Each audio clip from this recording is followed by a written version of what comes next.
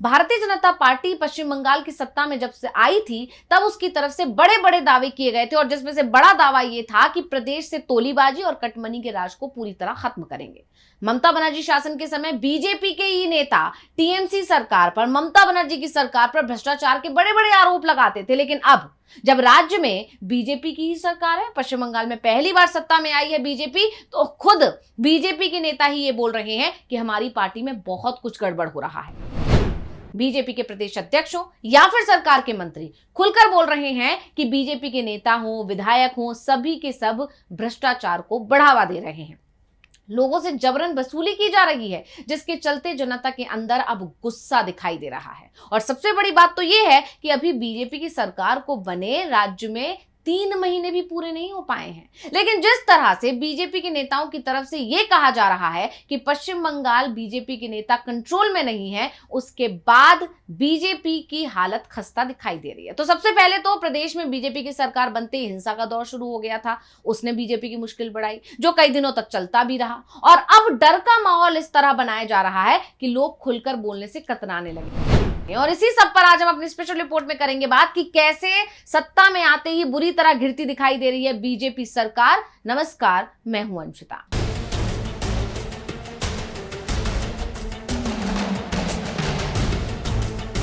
पश्चिम बंगाल की सत्ता में आने के बाद बीजेपी ने राज्य का माहौल खराब कर दिया। बीजेपी के लोग सड़कों पर गुंडागर्दी कर रहे हैं, हिंसा कर रहे हैं। राज्य में बीजेपी की सरकार आने के बाद से भ्रष्टाचार बढ़ गया है और ये आरोप विपक्ष लगा रहा था। और अब बीजेपी के ही शीर्ष नेतृत्व ने विपक्ष के आरोपों पर मुहर लगा दी और यह मान लिया है कि बीजेपी के विधायक ही हैं जो गुंडागर्दी करते हैं। बीजेपी के सत्ता में आने के बाद भ्रष्टाचार हो रहा है और ये बीजेपी के लोग ही कर रहे हैं। यानी ये कहा जा सकता है कि बीजेपी के ही लोगों ने बीजेपी सरकार की मुश्किलें अब बढ़ा दी हैं और सरकार को बैकफुट पर ला दिया है, क्योंकि 3 ही महीने में बीजेपी सरकार बैकफुट पर है। तो क्या है मामला, अब सबसे पहले आपको बताते हैं कि आखिर क्यों बीजेपी सरकार की मुश्किलें उनके अपनों ने ही बढ़ा दी हैं। क्यों जेबें भरने का लालच अब बीजेपी सरकार के लिए मुसीबत बनता जा रहा है। आप जानते ही हैं, 4 मई को जब नतीजे आए उस दिन से ही राज्य में हिंसा की खबरें बढ़ गईं। सड़कों पर बीजेपी के झंडे वाले बुलडोजर घूम रहे थे। आपने वो तमाम वीडियोस भी देखे होंगे, सोशल मीडिया पर छाए रहे थे। यहां तक कि बीजेपी के विजय जुलूस में भी बुलडोजर घूम रहे थे। पार्टी के नेता बुलडोजर पर बैठक कर विजय जुलूस निकाल रहे थे और बाद में इन बुलडोजरों का रुख टीएमसी समर्थकों और कार्यालयों की तरफ मुड़ गया था। कई जगह तो बीजेपी नेताओं ने ही बुलडोजर से टीएमसी के दफ्तरों को गिरा दिया। इतना ही नहीं, बुलडोजर कार्रवाई को लेकर भी सरकार घिरी हुई है। हाई कोर्ट में भी ये मुद्दा पहुंचा तो हाई कोर्ट ने भी सरकार को कड़ी फटकार लगाई और कहा नियमों का उल्लंघन नहीं होना चाहिए। यही नहीं, हिंसा को लेकर, बुलडोजर कार्रवाई को लेकर और तमाम मुद्दों को लेकर ममता बनर्जी सरकार के खिलाफ लगातार सड़क पर प्रदर्शन कर रही हैं और ममता बनर्जी के इन प्रदर्शनों को जनता का पूरा समर्थन भी मिला। यहां तक कि शहीद दिवस, जिसको रोकने की पूरी कोशिश की गई कि किसी भी तरह से 21 जुलाई को होने वाला शहीद दिवस ममता बनर्जी ना मना पाए, जबकि इस शहीद दिवस की शुरुआत ममता बनर्जी की तरफ से ही की गई थी, उनको धर्मतला स्टेडियम भी नहीं दिया गया। ममता बनर्जी को दूसरी जगह पर यह कार्यक्रम करना पड़ा। बावजूद इसके ममता बनर्जी के कार्यक्रम में जबरदस्त भीड़ पहुंची और भीड़ ने बता दिया कि बंगाल की जनता आज भी ममता के साथ खड़ी है। यानी ममता बनर्जी के कार्यक्रम को फेल करने की कोशिश बीजेपी की फेल की गई जनता की तरफ से।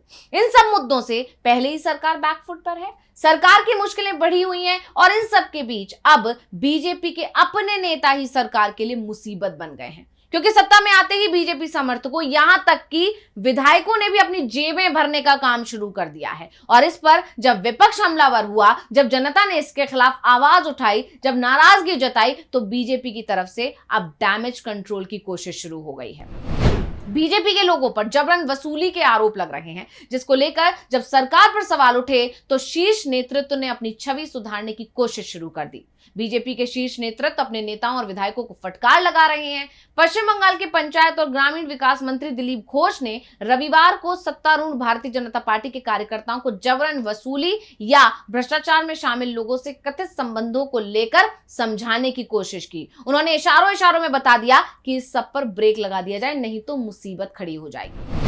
उन्होंने कहा कि भ्रष्टाचार के मामले में राज्य सरकार की कतई बर्दाश्त नहीं करने की नीति बिना किसी अपवाद के लागू की जाएगी। यानी एक तरह से धमकाने की कोशिश की गई कि इस सब को तुरंत बंद कर दिया जाए, तत्काल प्रभाव से इस सब पर रोक लगा देनी चाहिए, क्योंकि इससे सरकार पर सवाल उठ रहे हैं। वहीं इससे पहले बंगाल में बीजेपी चीफ समीक भट्टाचार्य ने भी कहा था कि बीजेपी के लोग भी जबरन वसूली में शामिल हैं। यानी पश्चिम बंगाल में हफ्ता वसूली चल रही है और ये काम बीजेपी के नेताओं की तरफ से ही किया जा रहा है। वही बीजेपी जो दावा करती थी कि सरकार में आएंगे तो ये सब रोक देंगे, वही बीजेपी जो टीएमसी की सरकार के दौरान ममता बनर्जी सरकार पर सवाल उठाती थी और कहती थी कि इनकी सरकार में भ्रष्टाचार है, वही बीजेपी अब अपने नेताओं को डांट रही है कि भ्रष्टाचार खत्म कर दो।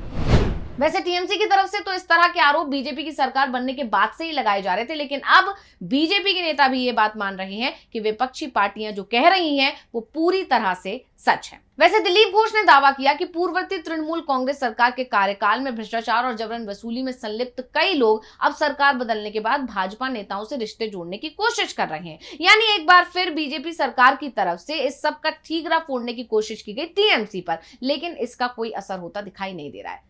दिलीप घोष ने कहा, जबरन वसूली की संस्कृति रातों रात खत्म नहीं होगी। भ्रष्टाचार में संलिप्त लोग हमारी पार्टी के नेताओं और कार्यकर्ताओं के करीब आने की कोशिश कर रहे हैं।